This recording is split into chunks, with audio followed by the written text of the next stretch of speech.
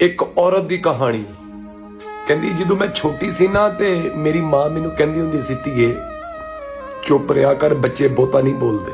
ਥੋੜੀ ਜਿਹੀ ਵੱਡੀ ਹੋਈ ਤੇ ਬੋਲਣ ਲੱਗੀ ਤੇ ਪਿਓ ਨੇ ਕਹਿਤਾ, ਧੀਏ ਚੁੱਪ ਰਿਹਾ ਕਰ, ਤੂੰ ਹੁਣ ਬੱਚੀ ਨਹੀਂ ਰਹਿ ਗਈ। ਥੋੜੀ ਜਿਹੀ ਹੋਰ ਵੱਡੀ ਹੋਈ ਤੇ ਭਰਾਵਾਂ ਨੇ ਕਹਿਤਾ, ਚੁੱਪ ਰਹਿ, ਹੁਣ ਤੂੰ ਬਗਾਨੇ ਘਰ ਜਾਣਾ ਹੈ। ਵਿਆਹ ਕਰਾ ਕੇ ਬਗਾਨੇ ਘਰ ਗਈ ਤੇ ਉੱਥੇ ਬੋਲੀ ਤੇ ਸੱਸ ਨੇ ਕਹਿਤਾ, ਚੁੱਪ ਰਹਿ, ਤੇਰੇ ਪਿਓ ਦਾ ਘਰ ਨਹੀਂ। ਜਦੋਂ ਮੈਂ ਆਪਣਾ ਘਰ ਸੰਭਿਆ, ਹਸਬੰਡ ਦੇ ਅੱਗੇ ਬੋਲੀ ਤੇ ਹਸਬੰਡ ਨੇ ਕਹਿਤਾ, ਤੈਨੂੰ ਸ਼ਰਮ ਨਹੀਂ ਆਉਂਦੀ? ਔਰਤ ਹੋ ਕੇ ਹਸਬੰਡ ਅੱਗੇ ਜ਼ਬਾਨ ਚਲਾਉਣੀ। ਥੋੜੀ ਜਿਹੀ ਮੈਂ ਵਡੇਰੀ ਹੋਈ ਤੇ ਬੱਚਿਆਂ ਅੱਗੇ ਬੋਲੀ ਤੇ ਬੱਚਿਆਂ ਨੇ ਕਹਿਤਾ ਕਿ ਮਾਂ ਚੁੱਪ ਰਿਹਾ ਕਰ, ਤੈਨੂੰ ਬਹੁਤਾ ਪਤਾ ਹੈ।